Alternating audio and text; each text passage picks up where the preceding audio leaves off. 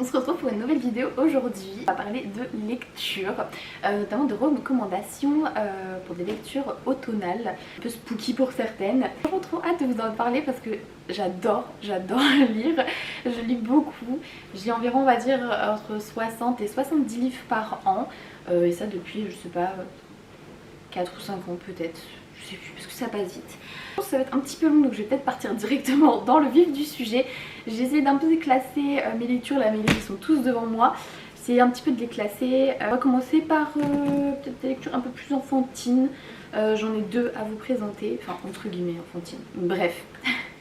Je voulais tout d'abord vous parler de Mémoires de la forêt.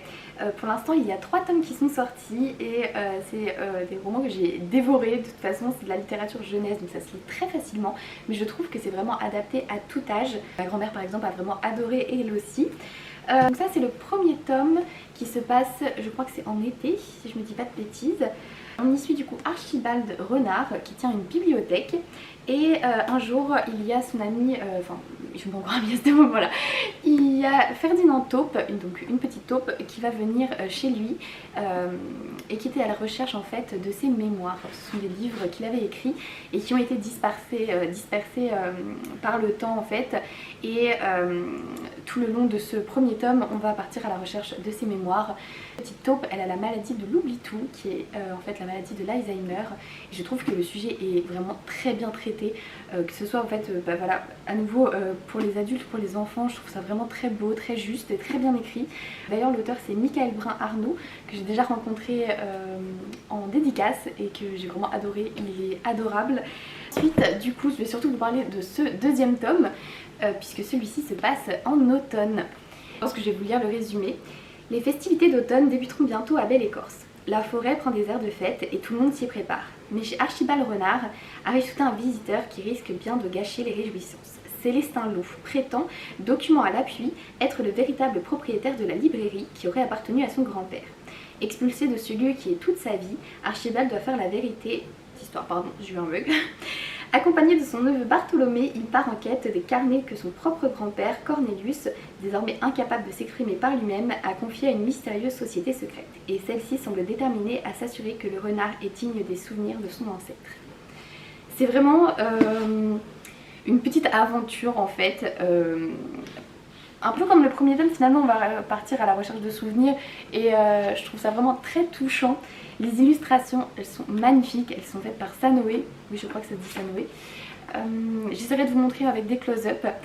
On plonge vraiment dans l'automne avec aussi l'univers cottagecore, que ce soit avec de la nourriture, on parle de livres, de forêts, de petits animaux trop mignons. Bref, vraiment c'est un coup de cœur ce livre, je ne peux que vous le recommander, que ce soit voilà, pour les petits ou les grands. D'ailleurs j'ai trop hâte parce que le tome 3 est sorti là il y a quelques jours je crois. Je me le suis pas encore procuré, je vais essayer d'attendre un petit peu pour pouvoir le lire pour l'hiver parce qu'en fait Michael a prévu un tome pour chaque saison. Je trouve l'idée trop cool.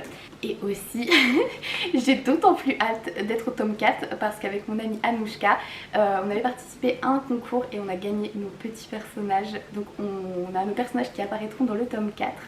Moi c'est un petit chat noir comme Makiara du coup et elle c'est un petit lapin si je dis pas de bêtises. Franchement j'ai tellement hâte, le concours était trop bien, genre vous imaginez moi amoureuse de livres je vais avoir un personnage à moi dans une série que j'ai adorée. Je trouve ça trop bien. Ensuite on va parler probablement de mon livre préféré. Après c'est très compliqué à dire livre préféré parce que j'en ai tellement que j'aime. Mais c'est l'une des histoires qui m'a le plus marquée et changé, enfin fait changer un petit peu ma vision de la vie. C'est tout simplement Anne de Green Gables. J'ai d'abord découvert Anne grâce à la série Anne avec un E que je ne peux que vous recommander même si je pense que pour beaucoup de personnes qui me suivent vous l'avez déjà vu. Mais voilà, Anne de Green Gables, c'est l'histoire d'une petite fille orpheline qui va être adoptée par un frère et une sœur, Marilla et Matthew Cuthbert. Et de base en fait ils voulaient adopter un garçon pour pouvoir les aider à la ferme et finalement ils ont décidé de la garder. Et c'est tout simplement adorable. On y suit en fait Anne qui va grandir au fil des années. Chiara qui va monter sur ma bibliothèque. Donc on y suit Anne en fait toute son enfance et aussi sa vie d'adulte puisque il y a 8 tomes en tout. Je vous avoue que mon préféré c'est vraiment le premier de toute façon parce que c'est vraiment sur la jeunesse de Anne, bien que le tout dernier je l'ai vraiment aussi beaucoup adoré parce que j'ai retrouvé un petit peu de cette jeunesse en fait dans sa fille Rilla. Et Franchement je sais pas quoi dire, c'est cottagecore à souhait clairement, que ce soit avec l'époque, la vision de Anne sur la nature et le monde qui l'entoure, c'est vraiment magnifique. L'écriture de Lucy Maud Montgomery, elle est incroyable, c'est l'une de mes plumes préférées, si ce n'est ma préférée franchement. On ressent tellement d'émotions, on arrive tellement à voir la beauté du monde à travers ses mots. C'est vraiment magnifique. Je ne peux que vous recommander le premier tome si jamais vous ne l'avez jamais lu, et de regarder aussi la série Anne avec un E, qui est plutôt fidèle je trouve. Ça commence à changer un petit peu vers la fin, mais franchement elle est juste magnifique. Et ça m'a énormément apporté cette série, ainsi qu'avec le livre Little Women. Ça m'a plongé dans le cottagecore, d'apprécier les petites choses de la vie en fait. Voilà, j'ai pas les mots, c'est une série qui m'a énormément apporté et touchée et que j'aime particulièrement. Et je relirai, je pense, plusieurs fois au moins le tome 1 de Anne de Green Gables. Ensuite, je voulais vous parler de ce livre magnifique. Donc du coup, c'est Bambi, c'est le livre, enfin c'est l'histoire originale. Ça se passe pas forcément que en automne, mais je trouve que de toute façon le thème de la forêt, les petits animaux, tout ça, ça me fait beaucoup penser à l'automne pour ma part. J'aime beaucoup me balader en forêt à cette période-là. C'est un livre du coup qui est illustré par Benjamin Lacombe et qui est absolument incroyable. Pareil, je vous mettrai des petits close-up. C'est un roman d'ailleurs qui m'a beaucoup touchée. On y découvre vraiment la vie des animaux dans la forêt, leur peur, leur joie, et puis notamment leur relation entre guillemets avec les hommes, donc surtout cette peur en fait d'être tué, chassé, etc. Et je trouve qu'on le ressent énormément à travers les dessins de Benjamin Lacombe, qui de toute façon est un artiste que j'adore. Si jamais vous n'avez jamais lu, franchement je vous le conseille beaucoup. Et d'ailleurs le film Disney, enfin le dessin animé Disney est plutôt très, comment on dit, plutôt très fidèle je trouve à l'histoire originale. Donc franchement je vous le conseille beaucoup. C'est surtout notamment cette œuvre qui est absolument magnifique et qui vous transportera directement en automne, mais également à travers les autres saisons. Mais voilà, je l'ai beaucoup aimé, ça m'a beaucoup touchée. Et pris au trip, franchement, il y a des scènes quand même qui sont très dures, je trouve. Et voilà, je vous le conseille énormément. À la prochaine catégorie, et donc du coup ce sont uniquement des livres en anglais. Il n'y a aucune traduction je crois à ce jour pour ces livres. J'avais vraiment envie de vous les présenter parce que c'est vraiment des livres que j'ai adorés et qui sont totalement dans la vibe automne, spooky, etc. Tout d'abord, on a deux livres sur l'univers Frozen. Je suis une grande fan de la Reine des Neiges et de Disney en général, et ces deux livres sont vraiment très bien écrits. On y suit du coup Anna et Elsa pour deux quêtes on va dire. Le premier livre se passe entre les deux films et le second juste après. Et ce que je trouve génial, c'est que par exemple dans le second on a des références au premier livre, alors qu'ils n'ont pas été écrites pourtant par la même autrice, mais je trouve ça juste génial. D'ailleurs le deuxième a été écrit par deux autrices en même temps et elles ont fait un super beau travail.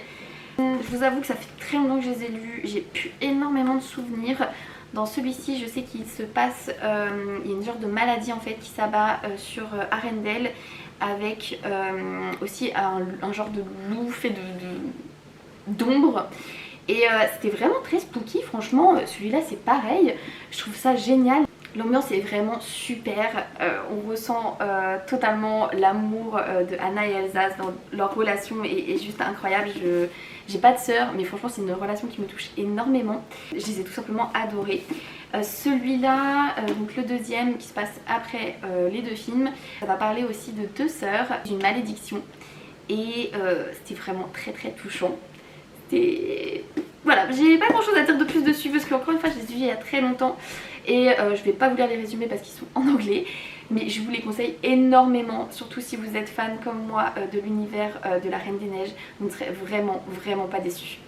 Ensuite, toujours dans l'univers Disney, on a Bravely qui est en fait un livre sur Rebelle, sur Mérida, et qui suit Mérida après le film. C'était vraiment super bien.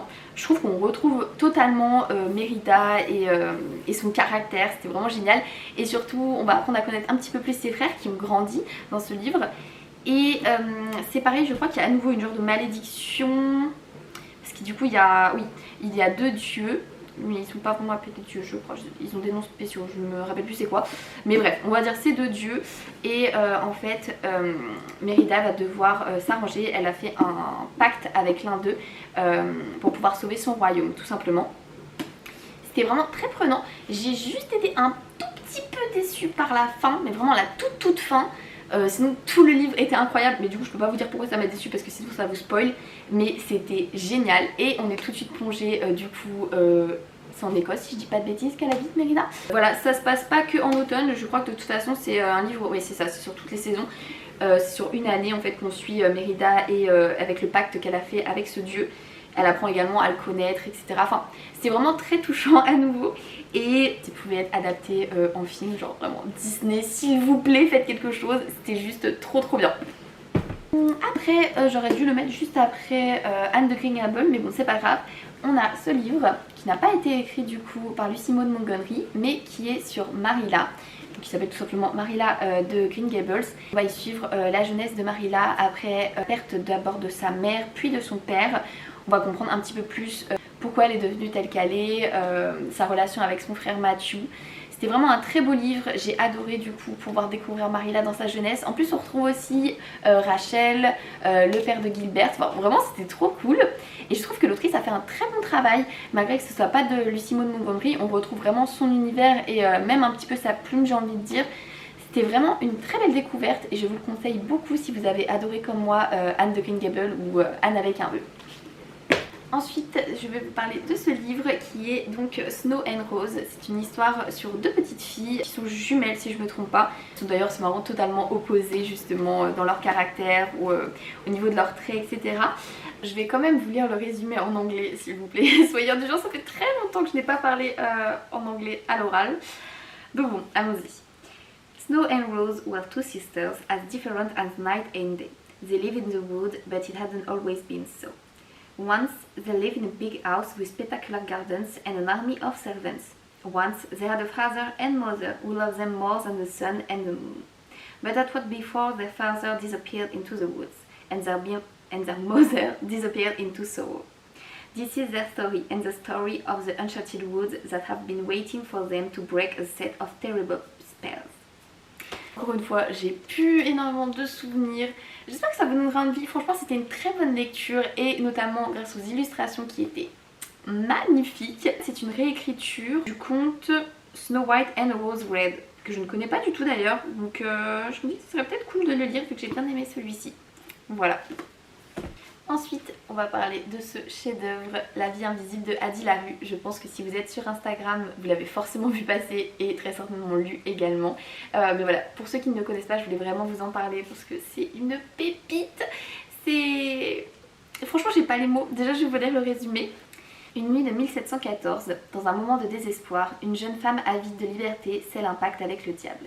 Mais si elle obtient le droit de vivre éternellement, en échange, personne ne pourra jamais plus se rappeler ni son nom ni son visage. La voilà condamnée à traverser les âges comme un fantôme, incapable de raconter son histoire, aussitôt effacée de la mémoire de tous ceux qui croisent sa route. Ainsi commence une vie extraordinaire, faite de découvertes et d'aventures stupéfiantes, qui l'amènent pendant plusieurs siècles de rencontre en rencontre, toujours éphémères dans plusieurs pays d'Europe d'abord, puis dans le monde entier. Jusqu'au jour où elle pénètre dans une petite librairie à New York, et là, pour la première fois en 300 ans, l'homme derrière le comptoir la reconnaît. Quelle peut donc bien être la raison de ce miracle? Est-ce un piège ou un incroyable coup de chance? Voilà, donc le résumé de ce livre qui est tout simplement incroyable, magnifique, avec une plume sublime. C'est très dans le vent je trouve Dark Academia, ça parle beaucoup du coup, que ce soit de livres, de peinture, d'art en fait en général, de laisser sa trace dans le monde. Justement c'est le but un peu d'Addie étant donné que personne ne peut se rappeler d'elle à cause de sa malédiction. Mais elle va essayer de trouver des moyens en fait justement de laisser sa trace malgré qu'elle ne puisse pas rester dans la mémoire et qu'on ne puisse pas savoir qui elle est. C'est vraiment trop beau. Il y a également bien sûr du coup une histoire d'amour avec ce fameux libraire et c'est un personnage lui aussi qui m'a énormément touchée. D'ailleurs j'ai un trou de mémoire alors que je viens de relire le livre il y a pas longtemps et je me rappelle plus comment il s'appelle. Henri. Voilà, enfin franchement si vous ne l'avez jamais lu je vous le conseille mais tellement. Je sais qu'il fait un petit peu peur, c'est un gros pavé, il doit faire à peu près pas loin de 700 pages. Mais franchement ça se lit tout seul, on est très vite pris dedans et on veut toujours en savoir plus sur la vie d'Addie et sur son passé et ce qui va se passer avec Henri, voilà tout simplement. Voilà, gros coup de cœur que je viens de relire pour la deuxième fois là il y a quelques jours. Ensuite, je voulais vous parler de La Chasseuse et l'Alchimiste, qui est d'ailleurs sorti en français, je crois que c'était cette année, l'année dernière. Je crois que c'est cette année, parce que je crois que c'est cette année que Maria me l'a offert à mon anniversaire. D'ailleurs, Maria, si tu passes par là, encore merci. Cette édition est trop belle. Je vous ferai un petit close-up après également. Je ne l'ai pas encore lu en français, je l'ai lu en anglais il y a 1 ou 2 ans, je dirais. Et j'avais vraiment adoré. Je vais vous lire le résumé en français. Le Hala, créature mythique, a refait son apparition. La glorieuse chasse du croissant va se lancer. Margaret en est sûre. Si elle remporte cette chasse, sa mère Evelyn rentrera enfin à la maison. Mais même si elle n'a pas son pareil avec un fusil, Margaret doit trouver un alchimiste comme partenaire, c'est la règle. Wes n'est pas alchimiste, du moins pas encore. Il a été congédié par tous ses maîtres et Evelyn représentait sa dernière chance. Quand il arrive au Mar Noir, Margaret accepte qu'il y reste à une condition, qu'il soit son partenaire de chasse. Bien qu'il forme une équipe improbable, Wes admire cette fille qui a survécu seule dans cette maison branlante emplie de fantômes et de chagrins. Et quand bien même Wes sème le chaos dans sa vie très ordonnée, Margaret comprend vite qu'il sait lui aussi ce que c'est d'être un paria. Alors que la chasse approche, ils vont découvrir une magie noire susceptible de leur offrir la victoire, à condition de réussir à survivre jusque-là. Franchement, cette lecture, elle était trop bien. J'ai d'ailleurs vu sur un commentaire sur Goodreads que les gens disaient que c'était peut-être une fanfiction de Full Metal Alchemist entre, je me rappelle plus, avec Mustang et je ne sais plus qui. Mais bref, dès que j'ai vu ça, j'étais en mode mais oui, carrément. Genre vraiment, j'ai trop aimé, j'étais à fond dedans. L'histoire d'amour est trop belle. Il y a aussi pas mal de politique, tout ça à l'intérieur, avec justement un groupe de la société qui est un peu mis de côté. Que vous dire de plus? Il y a un peu de magie du coup, avec l'alchimie, tout ça. Ah, mon livre est abîmé. Bref. Voilà, il y a un petit peu de magie, tout ça. Je crois que ça se passe totalement pendant l'automne. La relation entre les deux personnages est trop bien. Ça fait un petit peu enemy to lovers. C'était génial. Je vous le recommande totalement. Et d'ailleurs, je dois dire que même si j'adore la version française qui est magnifique avec ce jaspage incroyable et les dorures, tout ça, j'avoue que j'ai un gros faible pour la version anglaise qui est trop belle. Et totalement dans le thème automnal, je trouve. Ensuite, en lecture un petit peu spooky, entre guillemets, on a tout d'abord Galante, qui est écrit par Evie Schwab, justement. Donc la même autrice que La vie invisible d'Adi Larue. C'est un roman que j'ai beaucoup aimé, même si c'était pas non plus incroyable. Enfin, je trouve que ça aurait pu être un peu plus développé. Ça me fait énormément penser à Coraline, notamment à cause de la maison, justement. Je sais pas si vous d'ailleurs, Coraline, c'est pareil, c'est une recommandation que j'aimerais vous faire. Je n'ai malheureusement pas le livre avec moi. Je pense que c'est un film qui est assez connu, mais du coup voilà, c'est un livre de base. Et c'est l'un de mes préférés au niveau film, pardon. Je n'ai pas le livre sous la main, mais je vous le recommande très fort. Et donc du coup, je vais vous lire le résumé de Galante. Toute chose projette une ombre, même notre monde. Toute petite, Olivia Prior a été déposée sur les marches de l'orphelinat où elle vit désormais. Incapable de parler, elle n'en sait pas moins se faire respecter des autres pensionnaires. De sa mère, il ne lui reste plus qu'un journal intime relié de cuir, plein de dessins étranges et marqué par la folie, dont les derniers mots sont « Tu seras à l'abri tant que tu ne t'approcheras pas de Galante ». Mais la jeune fille ne rêve que d'une chose, avoir un jour une famille. Alors, quand elle apprend que son oncle a enfin retrouvé et l'invite à venir vivre dans son domaine familial de Galante, Olivia n'hésite pas une seule seconde. Sur place, elle ne trouve que 2 domestiques et un cousin, Matthew, qui de toute évidence ne veut pas d'elle. Elle découvre surtout que son oncle est mort et enterré depuis plusieurs mois déjà. Elle remarque enfin que tous les habitants du manoir semblent éviter comme la peste le mur qui s'élève derrière la propriété, au milieu d'une nature luxuriante. Quel mal se dresse là, au fond de ce jardin niché au bout du monde? Qu'est-il arrivé à la mère d'Olivia toutes ces années plus tôt? Franchement, ouais, ça m'a trop fait penser à Coraline avec, il y a un autre monde, une autre maison. C'était hyper intéressant. Ça m'a aussi fait un tout petit peu penser à Anne, juste le début parce qu'elle est orpheline tout simplement. Mais ça m'a fait penser à la série ou les passages de la vie difficile de Anne à l'orphelinat. Et j'avais beaucoup aimé. Et les personnages étaient très intéressants. Mais encore une fois, je trouve que ça aurait pu être peut-être un petit peu plus développé. Mais j'avais bien aimé, on se met très vite dans l'ambiance, ça se lit tout seul. Voilà, on a envie d'en apprendre plus à chaque fois, notamment sur la mère d'Olivia. Franchement, une très bonne lecture que je vous recommande. Parfait pour Halloween. Ensuite on a Les filles qui ne mourraient pas. C'est une réécriture de Dracula si je me trompe pas, enfin en tout cas c'est dans l'univers de Dracula avec deux sœurs à nouveau, pareil encore une fois j'ai été touchée, de toute façon voilà c'est comme pour La Reine des Neiges, vraiment les relations entre sœurs ça me prend. Je vais vous lire à nouveau le résumé. Le jour de leur prédiction, Lil et sa sœur jumelle Kizzy sont arrachées à leur communauté de voyageurs et réduites à l'esclavage par le cruel seigneur Valcar. Forcée à travailler dans les cuisines du terrifiant château, Lil trouve du réconfort auprès de la douce Mira. Mais autour d'elle, des jeunes filles disparaissent tous les jours sans laisser de traces et personne ne sait ce qu'elles deviennent. Quand arrive le tour de Kizzy, Lil est prête à tout pour sauver sa sœur des griffes du dragon qui les tient en otage. Mais elle ignore ce qu'elle va découvrir surpasse toutes ses craintes. Ce livre c'était une bonne lecture, même si j'ai à nouveau été un petit peu mitigée. En fait, la fin de ce livre m'a laissé tout simplement sur ma faim. Il y a un épilogue et finalement, après avoir lu cet épilogue, je me dis mais j'aurais tellement aimé en fait avoir un livre sur cet épilogue finalement plutôt que cette histoire. Mais bon, malgré ça, franchement c'était une très bonne lecture. J'ai adoré la relation entre les sœurs. Il y avait beaucoup de moments quand même assez difficiles à lire, j'ai pas envie de dire traumatisants mais c'était assez cru. Ils vivent voilà des expériences franchement assez horribles, enfin, c'est des otages quoi. La relation aussi amoureuse aurait pu être bien plus développée je trouve, bien qu'elle soit très mignonne et touchante. Voilà, en tout cas je trouve que c'est une très bonne lecture pour la période d'Halloween. On est vraiment tout de suite plongé dans une ambiance, voilà, Dracula, des petits mystères à résoudre, qu'est-ce qui se passe dans ce château étrange, les disparitions de filles, tout ça. Et à nouveau, encore une fois, enfin, voilà, des passages assez difficiles puisque ce sont des filles qui sont réduites à l'esclavage. Et franchement, j'ai beaucoup aimé, même si voilà, comme je ne fais que me répéter, mais comme je vous ai dit, voilà, la fin m'a laissé sur ma faim. Mais franchement, c'était très bien et j'aimerais beaucoup lire du coup d'autres livres de cette autrice. Je suis en train de regarder, est-ce que j'ai pas lu déjà quelque chose d'elle? Non, a priori non. Voilà. Une lecture encore que je vous recommande, enfin je sais pas pourquoi je vous dis ça, c'est le but de cette vidéo mais bon c'est pas grave. Je vais maintenant vous parler de deux livres, donc c'est une duologie qui je crois malheureusement est très difficile maintenant à trouver. J'ai eu énormément de mal notamment à trouver le tome 2, le tome 1 est encore édité mais pas le tome 2, super. Donc c'est Another.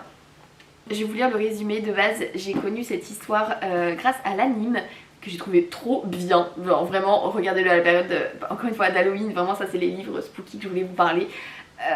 On est très vite pris dans l'histoire, j'en ai fait quelques cauchemars je dois avouer, mais c'était génial. Et en plus de ça, même après avoir lu l'anime, je me rappelais pas du tout de la fin et du coup en lisant les livres après, je me rappelais pas de la fin et encore une fois j'étais bouche bée devant les révélations, c'était ouf. Donc je vais vous lire ça, alors attendez que je me trompe pas par contre, c'est lequel le premier? Parce que c'est même pas noté dessus en plus.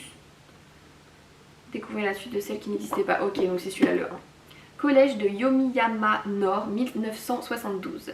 Lorsque Misaki, élève de 3ème 3, trouve la mort, les autres élèves de la classe refusent de l'accepter et font comme si Misaki était toujours en vie. Tant et si bien que leur camarade apparaît pâle mais avec le sourire sur la photo de classe de fin d'année. Depuis, la classe Molite est le théâtre d'accidents en série, terrifiants élèves aussi bien que professeurs. Et si la 3ème 3 était devenue l'antichambre de la mort. Donc du coup en fait on va suivre sur un an je crois, oui, la 3ème 3 du coup de notre époque, je sais plus, on va dire ça doit être en... Il n'y a pas de date mais on va dire à notre époque, on suit du coup la 3ème 3 pendant un an. Et il va se passer du coup, comme indiqué dans le résumé, une série de meurtres. On va essayer de savoir en fait qui est le fantôme, donc du coup qui est la personne qui n'existe pas. Et qui pourtant, aux yeux de tous et tout le monde, même la famille, etc., pense que cette personne est toujours en vie. Je trouve ça incroyable comme principe. Et vraiment, vous êtes tenu en haleine tout le long. Ça se lit super vite. Si jamais du coup vous n'arrivez pas à trouver et qu'il vous tente ces livres, moi je l'avais trouvé du coup sur Vinted. Bon, il y en a clairement qui se touchent avec les prix étant donné que ça ne se vend plus. Sinon il y a l'anime que vous pouvez regarder qui est vraiment totalement fidèle au livre. Et je crois aussi qu'ils les ont sortis en manga. Voilà, et franchement c'est l'un des livres que je vous recommande le plus pour la période d'Halloween. C'était trop bien, j'ai trop aimé et je me tâte d'ailleurs à les relire cette année, même si là j'ai... Alors on va peut-être attendre l'année prochaine parce que je me souviens très bien qui est le mort du coup de cette année là. Pour finir, on termine avec Le Sanctuaire d'Emona, qui n'est pas forcément un livre d'automne, mais ça parle un petit peu de magie. C'est assez compliqué à résumer parce qu'il s'est d'ailleurs passé beaucoup de choses, n'empêche, en un seul tome. D'ailleurs c'est le tome 1, je ne sais pas du tout quand est-ce que le reste des tomes va sortir. Faudrait peut-être que je regarde, ça se trouve le tome 2 est sorti depuis parce que c'est sorti en 2022. J'avais énormément adoré, vraiment c'était un gros coup de cœur. Je vais vous lire le résumé. Il est des racines que l'on trouve dans un ciel étoilé. Séléné n'a gardé de son passé d'enfant adopté que son prénom et une mystérieuse marque en forme de croissant de lune au creux du poignet. Irina prétend lire dans les étoiles, consulte sans cesse son tarot divinatoire et fabrique des santons magiques dans des écorces de bois. L'une et l'autre n'ont rien en commun, mais lorsqu'elles se retrouvent coincées en Slovénie dans une étrange maison dissimulée au fond d'un parc planté d'arbres centenaires, elles comprennent que leur rencontre n'est pas liée au hasard. Des formes invisibles sont à l'œuvre qui les poussent au seuil d'une découverte extraordinaire de celle qui change la face du monde. C'était franchement une lecture trop bien. Je me rappelle que pareil j'avais trop du mal à reposer mon livre, que je me suis couchée très tard plusieurs soirs pour essayer de le finir. Je sais pas quoi vous dire de plus, je suis pas très douée d'ailleurs, je me rends compte en faisant cette vidéo pour vous faire des recommandations, à bien vous dire à chaque fois c'est trop bien, lisez-le, mais j'espère que mon enthousiasme me parle pour moi et que les résumés vous auront fait envie. J'ai quand même envie de vous faire un petit classement. Allez ouais. Donc, les livres que je vous recommande le plus dans tout ce dont je viens de vous parler, c'est Another pour Halloween, A Far Wilder Magic, La chasseuse et l'alchimiste, pardon, en français. Mémoire de la forêt pour un moment ultra cosy et plein d'émotions. Anne de Green Gables parce que franchement c'est la base du cottagecore. Et enfin, La vie invisible d'Adi Larue parce que c'est vraiment une pépite et c'est le livre le plus merveilleux de tout ce que j'ai pu vous recommander. Voilà, j'espère que cette vidéo vous aura plu. N'hésitez pas à me dire en commentaire si certains du coup des livres que je vous ai recommandés vous tentent. Si jamais vous en avez déjà lu aussi parmi tout cela, n'hésitez pas à me le dire. J'espère vraiment que cette sélection vous aura plu et vous donnera envie de lire ces romans. Bah c'était tout. Je vous souhaite une très bonne journée et puis je vous dis à très bientôt pour une prochaine vidéo. Au revoir!